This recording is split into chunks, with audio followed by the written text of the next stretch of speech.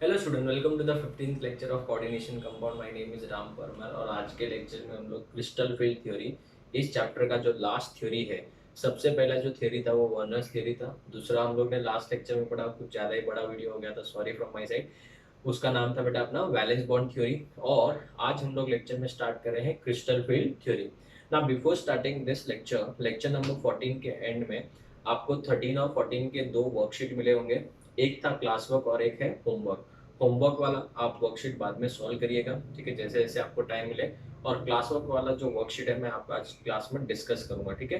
तो सब लोग क्लास वर्क वाला वर्कशीट ओपन कर ले, फिर हम लोग वो वाइंड अप करने के बाद क्रिस्टल फील्ड थ्योरी स्टार्ट करेंगे, ठीक है। चलिए,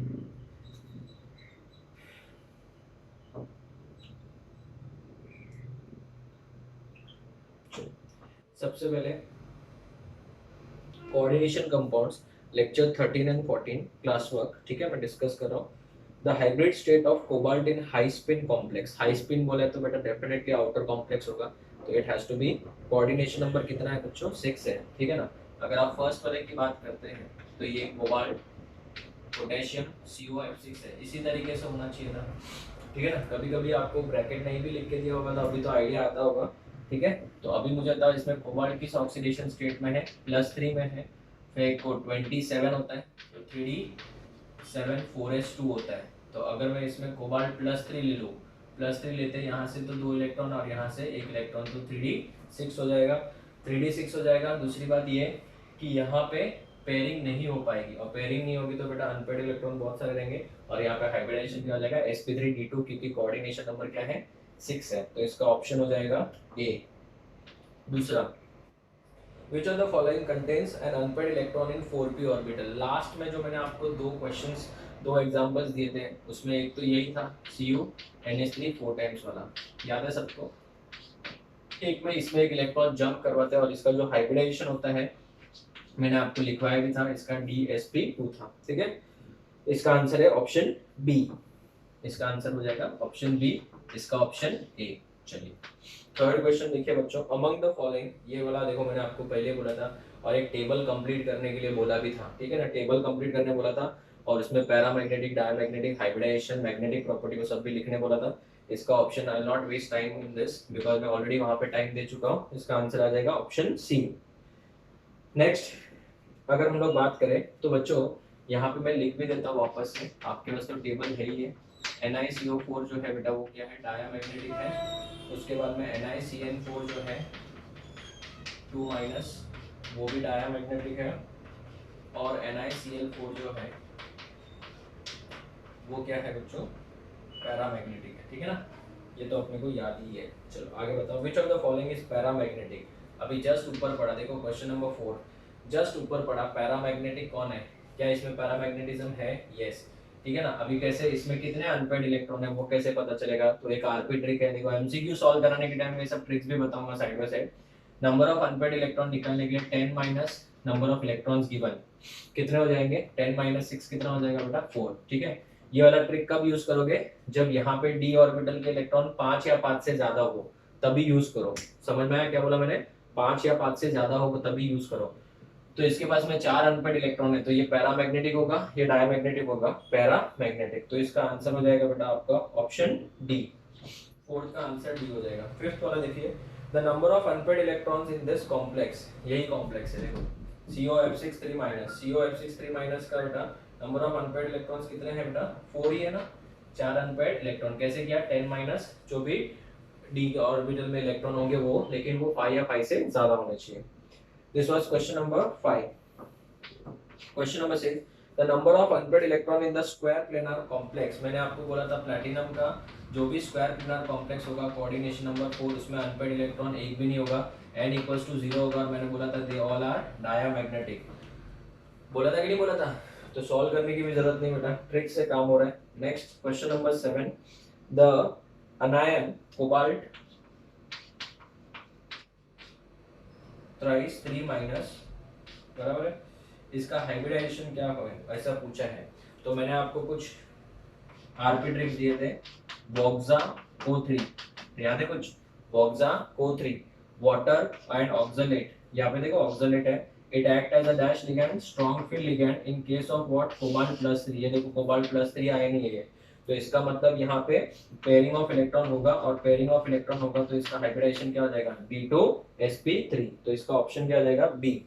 next question number 9, sorry 8th one, तो ये कौन सा था, ये 7th वाला हमने किया ही नहीं, ये 8th वाला था, सॉरी 7th वाला करते हैं।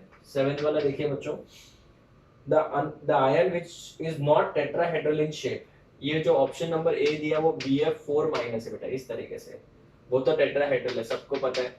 सर कैसे हुआ, ये एनओसीबी में पढ़ते हो, boron beta belongs to group number 13, 13 मतलब इसके आउटर मोस्ट शेल में कितने इलेक्ट्रॉन है, 3 हो गया। उसके बाद में मुझे होता बेटा यहाँ पे माइनस चार्ज है, मतलब एक इलेक्ट्रॉन और आ गया, ठीक है।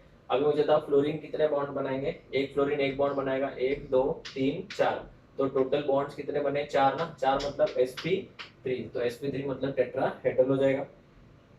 दूसरा अगर मैं बात करूं NH4+, तो NH4+ इसे ही होगा बेटा। NH4+ की बात करें तो नाइट्रोजन के पास खुद के 5 इलेक्ट्रॉन होते हैं, बट इसके ऊपर सिंस प्लस आ गया तो एक इलेक्ट्रॉन चला जाएगा, तो 4 है, तो यहाँ पे भी 4 ही बॉन्ड बन रहे हैं, तो ये भी क्या हो जाएगा sp3, ठीक है। उसके बाद में नेक्स्ट अगर हम लोग बात करें Cu, यहाँ पे दिया था ये रहा CuNH3 4 टाइम्स, CuNH3 4 टाइम्स 2+, इसका एक्सपेक्टेड आता है बेटा sp3, बट हम लोग ने सॉल्व किया था बेटा, हमको पता है, बाद में एक्सपेरिमेंट भी करना था DsP2, तो ये तो बेटा क्या हो जाएगा, स्क्वायर प्लेनर हो जाएगा, और स्क्वायर प्लेनर होते हैं बेटा वो टेट्राहेड्रल होगा क्या, नहीं, तो इसका आंसर क्या आ जाएगा सी। 8th वाला ऑलरेडी हो चुका है। 9th वाला क्वेश्चन देखिए, among the following species having square planar geometry of the central metal atom are, square planar geometry किसका होगा, सबसे पहले ये मैंने आपको पी ब्लॉक में सिखाया था XeF4, क्यों स्क्वायर प्लेनर, बिकॉज जेनॉन के ऊपर एक लोन पेयर ऊपर होगा, एक लोन पेयर नीचे होगा, और 4 फ्लोरीन इस तरीके से होंगे, तो ये तो स्क्वायर प्लेनर है, इसका मतलब आंसर 1 तो होना चाहिए। 1 के साथ 2 भी है, देखो 2 SF4, अगर आपने SF4 पढ़ लिया है पी ब्लॉक में, तो मैंने आपको बताया था इसका सीसॉ होता है, तो 1 के साथ 2 तो नहीं हो सकता क्योंकि ये तो स्क्वायर प्लेनर नहीं है, तो 1 के साथ 2 ही ऑप्शन है बेटा, 1 के साथ या तो 2 है या फिर 1 के साथ 4 है। इसका मतलब NiCl4 को भी चेक करने की जरूरत नहीं, बिकॉज वो तो sp3 होता है, सबको पता ही है। तो इसका आंसर क्या होगा, पैलेडियम, मैंने बोला था ना पैलेडियम हो, प्लैटिनम हो, गोल्ड है, इसका अगर कोऑर्डिनेशन नंबर 4 है तो वो पक्का स्क्वायर प्लेनर कॉम्प्लेक्स ही होगा, तो इसका आंसर क्या हो जाएगा 9 का ए। 10 अभी जस्ट हमने पढ़ा 10, ये देखो NiCl4, देखो the species having tetrahedral shape, tetrahedral shape किसका था, NiCl4-2, ठीक है ना, तो ऑप्शन क्या आ जाएगा इसका डी। 11वां क्वेश्चन देखो, which one of the following is an inner orbital complex, 11th question देखते हैं, which one of the following is an inner orbital complex, ठीक है ना, inner orbital complex मतलब D2sp3, inner orbital complex मतलब D2sp3 and diamagnetic, diamagnetic मतलब n का value 0 तो mu का वैल्यू भी 0 होगा, ठीक है ना। जिंक के लिए बात करूं तो बेटा वो आउटर ऑर्बिटल कॉम्प्लेक्स है, क्यों, क्योंकि उसमें sp3d2 होते हैं, भरा ना, क्योंकि d ऑर्बिटल तो कंप्लीटली भरा है। क्रोमियम की अगर बात करें तो क्रोमियम यहाँ पे +3 है, science teacher very clever, 24 3d4 4s1, यहाँ पे 3d 5 4s1 हो जाएगा, +3 का मतलब यहाँ पे 3d इधर से 1 इधर से 2, तो 3d 3 4s2 हो जाएगा, तो यहाँ पे तो बेटा ये इनर ऑर्बिटल कॉम्प्लेक्स है, D2sp3 आएगा बेटा, इसमें लेकिन अनपेड इलेक्ट्रॉन कितने हैं, n का वैल्यू 3 है, तो ये तो बेटा डायमैग्नेटिक होगा ही नहीं ना, ये तो पैरामैग्नेटिक हो जाएगा, तो ये ऑप्शन तो नहीं है। कोबाल्ट की अगर बात करें, cobalt ammonia complex 6 times 3+, correct, ठीक है, तो अभी फेक को मतलब 27, कोबाल्ट 27 होता है, तो 3d7 4s2, 3 इलेक्ट्रॉन निकालना, इधर से 2 इधर से 1, बराबर है। Ammonia is a dash ligand strong field ligand, तो पेयरिंग होगी या नहीं होगी, सर होगी, 2 3 4 5 6, तो ये देखो यहाँ से शुरू होगा, यहाँ से शुरू होगा, तो D2sp3 तो आ रहा है, नंबर ऑफ अनपेड इलेक्ट्रॉन 0, तो इसका आंसर क्या आ जाएगा सी। तो स्टूडेंट्स एक बात बोल रहा हूँ मैं, ध्यान से वापस सुन लो, कि जो भी मैं सिखा रहा हूँ, मैंने जो प्रीवियस लेक्चर में सीखा, अगर आपने लेक्चर देखा है अच्छे से ध्यान से, मुझे पता है थोड़ा वीडियो बड़ा था, बराबर है, बट फ्यूचर में अपन देखेंगे थोड़े छोटे छोटे वीडियो बनाएंगे, ये चैप्टर बहुत डिटेल में मैं सिखाने वाला हूँ, तो कैसा एक भी क्वेश्चन मिस नहीं होगा, और इसका चैप्टर का एप्लीकेशन बहुत सारे अलग अलग चैप्टर्स में है, तो नंबर ऑफ लेक्चर्स थोड़े ज़्यादा हो जाएंगे, बट ठीक है, ज़्यादा बड़ा वीडियो ना बना के अपन छोटे छोटे वीडियो बना के इसको खत्म करें, ठीक है। तो स्टूडेंट्स इसका आंसर क्या आ जाएगा, ऑप्शन सी आ जाएगा, ठीक है। नेक्स्ट ना क्वेश्चन नंबर 12 को बेटा कैंसिल कर दो, इसमें कुछ तो प्रिंटिंग एरर है, बिकॉज उसने क्या बोला है, the pair in which both have the same magnetic moment, but अब यहाँ पे पेयर है ही नहीं बेटा, कुछ क्वेश्चंस में प्रिंटिंग एरर है, 12th को कैंसिल कर दो। 13 क्वेश्चन देखो, the expected magnetic moment of FeCN64-, अगर मैं बात करूं FeCN64- की, तो सबको पता है बेटा FeCN64- मतलब ऐसे FeCN64-, इसमें Fe किस ऑक्सीडेशन स्टेट में है, +2 में है, अगर Fe बेटा +2 में है मतलब 3d6 4s2 पर 2 इलेक्ट्रॉन जाने के बाद 3d6 इलेक्ट्रॉन का पेयरिंग हो जाएगा, क्यों, क्योंकि cyanide is a dash ligand, strong field ligand, तो इसी तरीके से होगा, और इसके पास में एक भी अनपेड इलेक्ट्रॉन नहीं रहेगा, तो म्यू का वैल्यू क्या हो जाएगा, 0। तो इसका आंसर या तो सी या फिर डी होगा, कंफर्म है, बट उसके साथ में दूसरा वैल्यू क्या, FeF63-, ध्यान से देखना बेटा, FeF63-, इसका मतलब इसमें Fe किस ऑक्सीडेशन स्टेट में है, +3 में है, +3 की अगर मैं बात करूं, अगर मैं +3 की बात करूं तो यहाँ पे क्या हो जाएगा, 3d5 हो जाएगा, और फ्लोरीन बेटा वीक फील्ड लिगैंड है, तो पेयरिंग करवाएगा कि नहीं करवाएगा, नहीं कराएगा, तो इसके अंदर 5 अनपेड इलेक्ट्रॉन है, तो 5 पॉइंट कितना आएगा, 92 बोर मैग्नेट्रॉन, तो इसका आंसर क्या हो जाएगा, डी हो जाएगा। वेरी क्लियर, ठीक है। चलो इसका एक बार फोटो लो, फिर मैं 14 से आगे स्टार्ट करता हूँ। Okay, next question number 14। Which of the following is diamagnetic in nature? Which of the following is diamagnetic in nature? जिसके पास में एक भी अनपेड इलेक्ट्रॉन नहीं होगा, ठीक है ना। तो student definitely week field ligand में तो पेयरिंग होगी नहीं, ठीक है ना। तो स्ट्रॉन्ग फील्ड लिगैंड, अगर मैं कोबाल्ट +3 की बात करूँ, कोबाल्ट 27 होता है, तो 3d6 4s2 हो जाएगा, 4s0 हो जाएगा, क्योंकि +3 है ना, वरना तो 3d7 4s2 होता। इन सब की पेयरिंग हो जाएगी, एक भी अनपेड इलेक्ट्रॉन बचेगा नहीं इन case of dash ligand, strong field ligand, तो इसका मतलब इसका म्यू क्या हो जाएगा, 0, तो it will be diamagnetic, option B, ठीक है। 15th वाला क्वेश्चन देखिए, the type of hybridization and magnetic property in NiCN4 2-, NiCN4 2-, ये तो मैंने आपको सिखाया ही है, ये तो मैंने आपको बताया ही है, 2-, ठीक है। अगर मैं इस कंपाउंड की बात करूं तो इसका बेटा हाइब्रिडाइजेशन क्या है, सबको पता है, DsP2, and it is dash in nature, diamagnetic in nature. Next question number 16, the spin only magnetic moment of, very very important, is dash MnBr4 2-, इसका जो स्पिन ओनली मैग्नेटिक मोमेंट है वो है 5.9 bm, बराबर ना, 5.9 bm है। The geometry of the complex ion is 5.9 bm है, इसका मतलब बेटा इसके पास में अनपेड इलेक्ट्रॉन कितने होंगे, हाँ अनपेड इलेक्ट्रॉन कितने होंगे, n का वैल्यू 5 होगा, और n का वैल्यू 5 मतलब d5 कंफर्म होना ही चाहिए।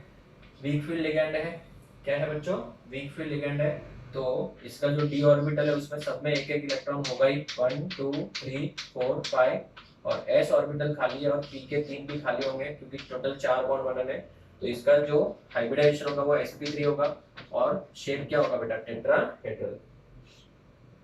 चलो नेक्स्ट क्वेश्चन नंबर 16 डन। 17, इन कोबाल्ट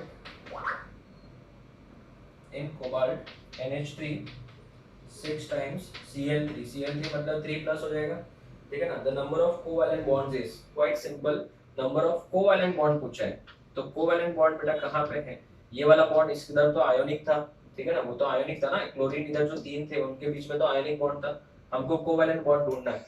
हर एक अमोनिया में बेटा 3 कोवैलेंट बॉन्ड होते हैं, अमोनिया में कितने कोवैलेंट बॉन्ड होते हैं, 3, क्यों, क्योंकि N इधर एक H इधर एक H इधर एक H, तो 3 एक में है, सो 6 3 18 कोवैलेंट बॉन्ड्स, टोटल कितने covalent bonds, 18 covalent bonds. 1 second students, okay students, sorry, चलो स्टार्ट करें। नेक्स्ट अगर हम लोग बात करें बच्चों, इसमें तो 18 आपके कौन से बॉन्ड होंगे, कोवैलेंट बॉन्ड, तो अभी आप बोलोगे सर कोबाल्ट और नाइट्रोजन के बीच में भी तो है, वो तो बेटा कोऑर्डिनेट बॉन्ड है, वो कोवैलेंट बॉन्ड नहीं है, ठीक है। 18 क्वेश्चन बहुत ही इजी है, among NiCO4 NiCl4 2- this blah blah compounds the total number of paramagnetic compound is. तो अगर आप इसमें चेक करोगे तो बहुत सारे डायमैग्नेटिक और पैरामैग्नेटिक है, तो इसका ऑप्शन क्या आएगा 3, दैट इज ऑप्शन बी, ठीक है ना। CO2 बेटा पैरामैग्नेटिक होता है, पता है ना, सुपर ऑक्साइड है ये, ठीक है ना। अगर हम लोग बात करें 19 वाले की, क्वेश्चन नंबर 19 बहुत ही अच्छा क्वेश्चन है, लॉजिकल क्वेश्चन है। The geometries of ammonia complex with Na2+, platinum +2 and Zn2+, ठीक है ना। इतना तो बेटा सबको कंफर्म पता है कि Na2+, प्लैटिनम +2 एंड Zn2+ है, ठीक है ना। चलिए ना, अगर मैं बात करूं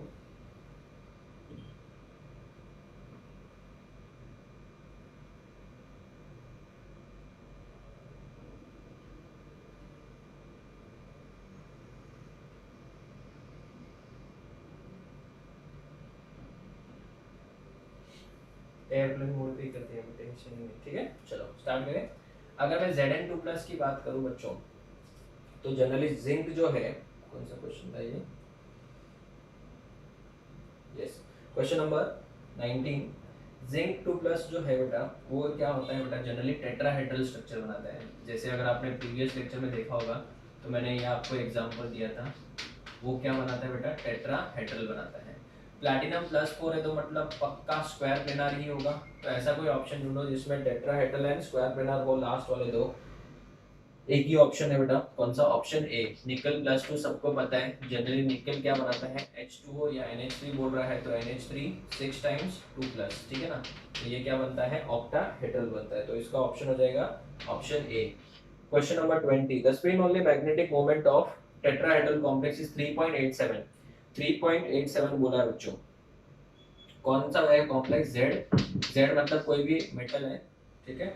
इसका जो स्पिन ओनली मैग्नेटिक मोमेंट है वो 3.87 है, बराबर है। अगर ये 3.87 है तो n का वैल्यू 3 होगा, मैंने बोला था ना, जो डेसिमल के पहले होगा वही n का वैल्यू होता है। तो अगर इसका n का वैल्यू 3 है, तो इसके पास मतलब वो मेटल कौन सा है उसने ऐसा पूछा है, ठीक है ना। तो अगर मैं स्टार्ट करता हूँ ऑप्शन ए से, ट्रायल एंड एरर मेथड बेटा, MnCl2 2- लेता हूँ, तो Mn कितना होगा 25, 25 इसमें Mn+2 है तो 3d5 4s2, बट अगर +2 है तो 3d5 4s 0 हो जाएगा। क्लोराइड बेटा वीक फील्ड लिगेंड है, तो इसमें तो n का वैल्यू कितना है 5, ये तो आंसर नहीं हो सकता। दूसरा अगर मैं NiCl4 की बात करूं, तो NiCl4 2- इसमें निकल पेकोनी 28 होता है, तो 3d8 4s 0 हो जाएगा अगर +2 की बात करें तो, ठीक है ना। अब ये क्लोराइड बेटा वीक फील्ड लिगेंड है, इसमें n का वैल्यू कितना है 2 है, तो ये भी नहीं हो सकता। थर्ड ऑप्शन अगर बात करें COCl4 2-, अगर मैं Z की जगह पे कोबाल्ट डालूं ऑप्शन सी के हिसाब से, तो कोबाल्ट बेटा इसमें +2 है, और अगर मैं बात करूं कोबाल्ट की तो 3d7 4s2 होता है ना, तो 4s2 की जगह पे यहाँ पे 4s 0 हो जाएगा, बराबर है। तो मुझे बता बेटा नंबर ऑफ अनपेड इलेक्ट्रॉन कैसे निकालोगे, मैंने बोला था ना, जो भी नंबर रहेगा उसमें से 10 में से माइनस करोगे, तो 10 - 7 करोगे तो कितना आएगा 3, ये 3 और ये 3, इसका मतलब आपका आंसर क्या है, ऑप्शन सी। क्वेश्चन नंबर 21, 21 बेटा मैंने क्लास में सॉल्व कराया था, ठीक है ना, क्लास में सॉल्व कराया था, इसका ऑप्शन आएगा बी। 22, 22 भी बेटा हमारा ऑलरेडी हो चुका है, थोड़ा सा प्रिंटिंग एरर है। फर्स्ट वाला जो है ये इस तरीके से है, ठीक है, तो अगर मैं K2 को हटा दूं तो -2 आएगा। दूसरे वाले में प्रिंटिंग एरर ये है कि उन्होंने K2 नीचे ऊपर लिख दिया बेटा, प्रिंटिंग में एरर है वो, ठीक है ना, वैसा कोई कंपाउंड होता नहीं है, और Cl भी बेटा नीचे आएगा, तो इसके अगर 2 K2 था ना, अगर K2 हटा दूं तो इधर -2 आएगा, और ये कॉम्प्लेक्स तो मैंने आपको टेबल के फॉर्म में लिखवाया ही है, इसका आंसर आ जाएगा option A. 23, which of the following is wrongly matched, कौन सा वाला wrongly matched है। फर्स्ट वाला तो मैंने आपको याद ही रखने बोला था, पता है ना, वो स्पेशल केस वाला, तो फर्स्ट वाला तो राइट है। सेकंड वाला CO is a neutral ligand. Third वाला FeCN6 3- में sp3d2 Cn is a strong field ligand ना, इसमें Fe+3 है, +3 मतलब 3d6 4s2, तो 3d5 4s क्या हो जाएगा बेटा 0 हो जाएगा। तो इसमें तो बेटा पेयरिंग होगी, अगर 5 इलेक्ट्रॉन है तो पेयर करवाऊंगा 1 2 3 4 5, और यहाँ पे 2 ऑर्बिटल खाली है, तो इसमें कौन सा हाइब्रिडाइजेशन होगा, D2 sp3, उन्होंने क्या बोला है sp3d2, तो क्या है बच्चों, रॉन्ग है। Is it clear. चलिए नेक्स्ट 24, 24th की अगर हम लोग बात करें तो ये क्लास में मैंने सॉल्व कराया है the correct order of magnetic moment of. तो फर्स्ट वाले में जो मैग्नेटिक मोमेंट है 5.92 है, इधर भी सॉल्व किया था मैंने, ये देखो 5.92 है। तो सबसे ज्यादा बेटा MnCl4 2 माइनस की है, FeCN6 4 माइनस का, तो मैग्नेटिक मोमेंट अभी जस्ट हमने कैलकुलेट किया था, कम था वो तो ऑप्शन क्या आएगा, ऑप्शन ए 25th। ठीक है ना, ये तो मैंने सॉल्व कराया था बेटा, क्लास में लिखवाया भी है, इसका आंसर आएगा सी। 26th वाला करिए अभी। 26th वाले की अगर हम लोग बात करें तो सिल्वर का बेटा मैग्नेटिक मोमेंट की बात करें, मैंने बोला था ना सिल्वर का अगर +1 में है तो इसका मैग्नेटिक मोमेंट हमेशा क्या होगा, 0 होगा।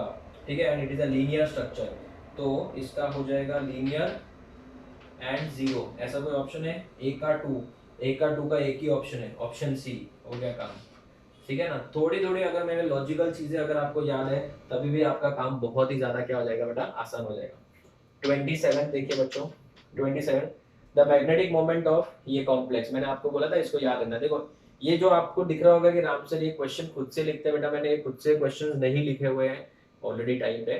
टाइप भी कैसे किया है मैंने, 4-5 रेफरेंस बुक्स अलग अलग एंट्रेंस एग्जाम में जो क्वेश्चंस आए हैं मेरे लेक्चर के ऊपर बेस्ड, जो मैंने लेक्चर किया था उसमें से कौन कौन से टाइप के क्वेश्चंस आए हुए हैं उसी का बेटा मैंने सिलेक्शन करके ये पीडीएफ आपके लिए तैयार किया है। तो इसमें बहुत एफर्ट्स लगता है, आपको लगता होगा कि सर आते सिखा के चले जाते, ऐसा नहीं है बेटा, मुझे देखना होता है कि मैंने जो जो सीखा है उसके ऊपर कौन कौन से क्वेश्चंस बन सकते हैं, बच्चे सॉल्व कर सकते हैं अगर आप एफर्ट लगाएंगे तो। ठीक है, तो ये जो कॉम्प्लेक्स आपको बोला था मैंने, उसमें याद रखने के लिए बोला था, उसमें n का वैल्यू 1 था और n का वैल्यू 1 आते ही बेटा न्यू का वैल्यू कितना आ जाएगा, 1.73 bm। ठीक है ना, next what is true for FeCN6 and FeF6 3 minus, both are paramagnetic, both are paramagnetic. क्यों, क्योंकि FeCN6 तो मैंने जस्ट ऊपर किया था, एक अनपेड इलेक्ट्रॉन बचेगा 3 माइनस में, FeCN6 3 माइनस में एक अनपेड इलेक्ट्रॉन बचेगा और FeF6 3 माइनस में तो बहुत सारे अनपेड इलेक्ट्रॉन बचेंगे, so both are paramagnetic. Next K3 FeCN6,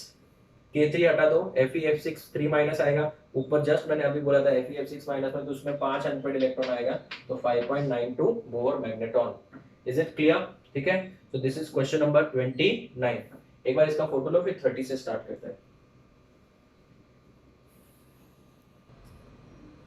okay, question number 30, choose the complex which is paramagnetic in nature. इसमें से कौन सा कॉम्प्लेक्स जो है वो पैरामैग्नेटिक है। K4 FeCN6 तो डेफिनेटली पैरामैग्नेटिक नहीं है, बिकॉज एक भी अनपेड इलेक्ट्रॉन नहीं है, तो जहां जहां पे फर्स्ट आ रहा है वो सब कैंसिल हो गए। सर क्या दिमाग लगाए, एक ही ऑप्शन है जिसमें फर्स्ट नहीं है। अगर आप ऑप्शन ए देखते हो तो उसमें 1 है, ऑप्शन बी में भी 1 है, सी में भी 1 है और डी में भी 1 है। ठीक है ना, और ई में ऑप्शन में नहीं है 1, तो इसका आंसर क्या हो गया बेटा, ई। अभी जो स्मार्ट नहीं रहेगा बेटा वो तो क्या करेगा, सब जगह पे सब ऑप्शन सॉल्व करने के बाद चेक करेगा, इतना टाइम हमारे पास नहीं रहेगा। ठीक है, next question number 31, the spin only magnetic moment units in bore magnetron of निकल +2। निकल +2 मतलब क्या हो जाएगा बेटा, 3d8 हो जाएगा, 3d8 4s क्या हो जाएगा बेटा, 0। कोई कॉम्प्लेक्स बोला नहीं है, एज इट इज खाली निकल +2 का पूछा है ना, तो निकल +2 का नंबर ऑफ अनपेड इलेक्ट्रॉन 10 में से ये नंबर माइनस करो 8, 2 हो गया, तो म्यू का वैल्यू कितना हो जाएगा, 2.84 हो गया।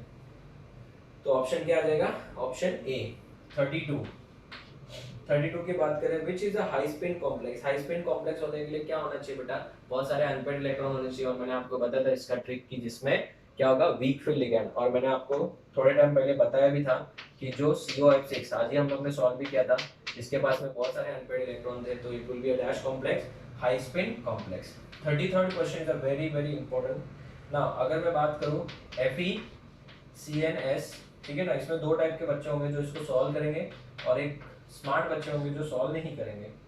सर हम वो स्मार्ट बच्चे बनना चाहते हो तो सिंपल है, उन्होंने बेटा कोऑर्डिनेशन नंबर की बात की, तो कोऑर्डिनेशन नंबर तो इधर भी 6 है इधर भी 6 है। मेन टॉपिक बात करते हैं मैग्नेटिक मूवमेंट। यहाँ पे बेटा कौन सा वाला लिगेंड है, CNS है, उसमें बेटा लिंक किसके थ्रू हो रहा है बेटा, कार्बन के थ्रू हो रहा है या तो नाइट्रोजन के थ्रू हो रहा है। तो अगर कार्बन के थ्रू हो रहा है तो बेटा ये स्ट्रॉन्ग फील्ड लिगेंड है, ठीक है ना, और यहाँ पे फ्लोरीन के थ्रू हो रहा है तो ये तो वीक फील्ड लिगेंड है। तो किसके केस में पेयरिंग नहीं होगी, इस केस में पेयरिंग नहीं हो रही है, तो अगर मैं यहाँ से यहाँ पे आऊंगा तो मैग्नेटिक मोमेंट की वैल्यू क्या होगी, बढ़ेगी, तो increase in dash moment magnetic moment. 34th question, look, the magnetic moment of transition metal is 15 Bohr magnetron, मतलब म्यू का वैल्यू √15 है बेटा।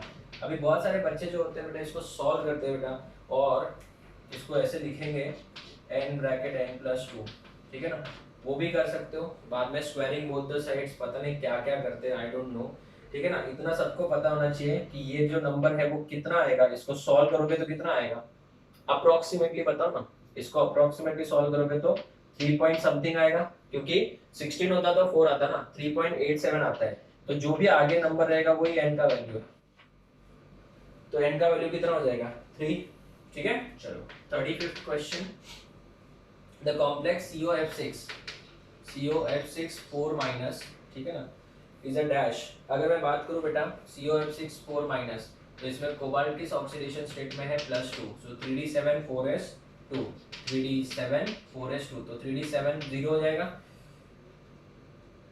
कौन सा क्वेश्चन था, यस 6 4 माइनस। हाँ, अगर मैं इसकी बात करूं बेटा तो ये तो वीक फील्ड लिगेंड है, तो डी के जो 7 इलेक्ट्रॉन है उसी तरीके से रहेंगे, 1 2 3 4 5 6 7, 3 अनपेड इलेक्ट्रॉन है। ये s वाला ऑर्बिटल यूज होगा, p वाला यूज होगा और d वाला होगा। तो इसमें हाइब्रिडाइजेशन क्या होगा, sp3d2, तो ये तो आउटर हुआ। और ये पैरामैग्नेटिक है कि डायमैग्नेटिक है, पैरा, तो ये आउटर कॉम्प्लेक्स हुआ क्योंकि d ऑर्बिटल बाहर का यूज हुआ, और 3 अनपेड इलेक्ट्रॉन है तो paramagnetic. Next 36 question, which of the following has a square planar geometry. Tick दिखाने का, कहीं पे प्लैटिनम पैलेडियम आ जाए आंसर वही है, तो ऑप्शन कौन सा हो जाएगा, D. No need to solve, एकदम सिंपल ट्रिक्स। सर ये इतना फास्ट हम कैसे कर पा रहे हैं, इसका रीजन है बेटा प्रीवियस लेक्चर में हमने बहुत मेहनत की है। Next, which are the following facts about the complex 27, good question. CONH3 6 times Cl3, अगर ये Cl3 को हटा दो तो 3+ आएगा। इसके लिए कौन सा वाला स्टेटमेंट रॉन्ग है, इसका हाइब्रिडाइजेशन तो हम लोग ने पढ़ा है, D2sp3 कंफर्म है, क्यों, क्योंकि कोबाल्ट बेटा +6 है तो इसमें एक भी अनपेड इलेक्ट्रॉन नहीं रहेगा, +3 है तो एक भी अनपेड इलेक्ट्रॉन, यहाँ से हाइब्रिडाइजेशन स्टार्ट होगा। उसके बाद में it is paramagnetic, is it paramagnetic, एक बार वापस चेक करते हैं, कोबाल्ट कितना है +3 है ना, तो 3d क्या हो जाएगा बेटा 6, 3d7 sorry 3d7 4s2, 3 electron निकालना है, यहाँ पे 6 है तो पेयरिंग हो जाएगी, तो अनपेड इलेक्ट्रॉन नहीं बचेगा। तो कौन सा वाला रॉन्ग है, option B is wrong, option B is wrong. क्या ये पैरामैग्नेटिक है, नहीं ना, पक्का, तो ये पैरामैग्नेटिक नहीं है, ये क्या है, it is diamagnetic, it is diamagnetic. Next, it is an outer orbital complex, ये भी रॉन्ग है। क्यों आउटर ऑर्बिटल कॉम्प्लेक्स नहीं है, क्योंकि ये तो इनर ऑर्बिटल यूज करा है, तो इसका आंसर बेटा बी भी है और सी भी है, दोनों ऑप्शन राइट है, ठीक है ना, इसके दोनों आंसर राइट है बच्चों। नेक्स्ट, अगर हम लोग बात करें 38 की, the complex ion in which it has no D electron, ये मैंने प्रीवियस वर्कशीट में भी डाला था, MnO4-, क्यों, क्योंकि यहाँ पे Mn +7 में है बेटा, +7 मतलब 3d क्या हो जाएगा 0। Question number 39, the value of spin only magnetic moment for one of the following configuration is 2.82 2.84, तो इसका मतलब n का वैल्यू कितना है बेटा 2 है।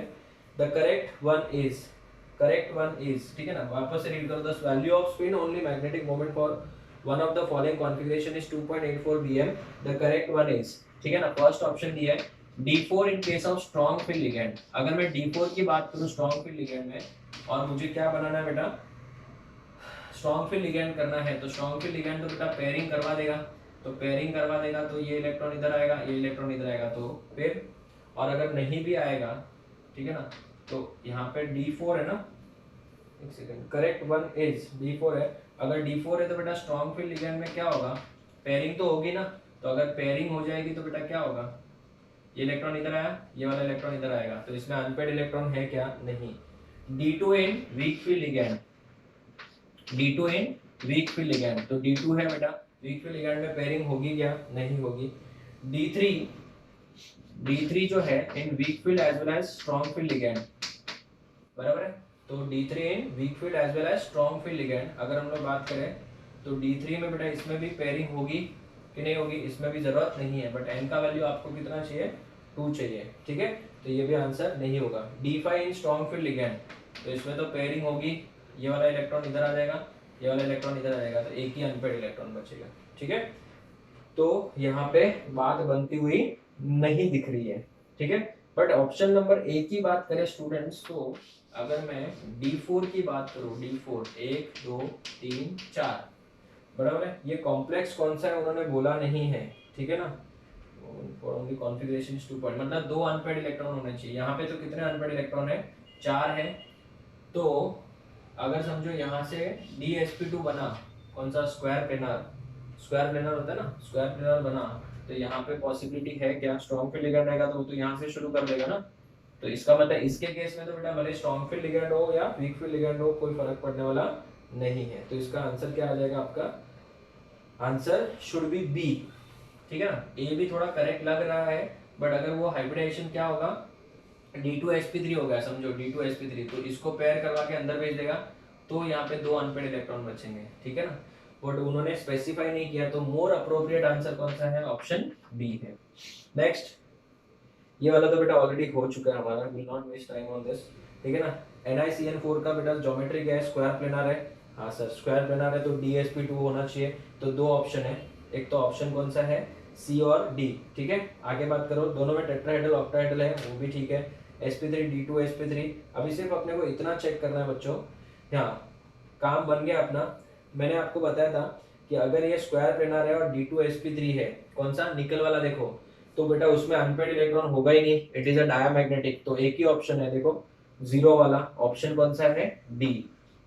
ठीक है, ऑप्शन कौन सा, डी। कैसे क्लिक किया सर आपने, स्क्वायर प्लेनर दिया बेटा, उसके बाद में देखो नेक्स्ट क्या दिया, कॉमा डाल के टेट्रा दिया है, टेट्रा के बाद में ऑक्टा दिया है, फिर उन्होंने दिया DsP2, बराबर है, DsP2 के बाद sp3 दिया है, फिर sp3D2 दिया है, बराबर है। मुझे क्लिक एक्चुअल में यहाँ से हुआ है, कैसे, ये sp है, DsP2 है, एक भी अनपेड इलेक्ट्रॉन नहीं है, तो जीरो होना चाहिए ना। जबकि अगर ऊपर वाले में देखो तो वहां पे जीरो की जगह पे 5.9 दिया बेटा, वो तो पॉसिबल वैसे भी नहीं था। ठीक है, इस वजह से क्लिक हो गया। नेक्स्ट, क्वेश्चन नंबर 41 देखिए, the correct statement with respect to complex is, I don't want to waste time on this, ये मैंने ऑलरेडी लिखवाया था, they have tetrahedral and square planar geometry respectively, option E. ठीक है ना, 42 देखिए बच्चों, 42, the geometrical shapes of the complexes of dash respectively, निकल के साथ अगर मैं कॉम्प्लेक्स बनाऊं NiCl4 2 माइनस, ठीक है ना, अगर मैं NiCl4 2 माइनस का स्ट्रक्चर बनाऊं तो ये क्या होगा, ठीक है ना, geometrical shapes of the complex form by the reaction of this this and this. ठीक है, तो NiCl4 वाले का तो स्ट्रक्चर क्या होगा बेटा, sp3 होगा, sp3 होगा। तो अगर ये sp3 है तो टेट्राहेड्रल होना चाहिए, तो टेट्राहेड्रल वाला एक ही ऑप्शन है, ठीक है ना, दैट इज ऑप्शन बी। देखो ऑप्शन कौन सा है बच्चों, बी है।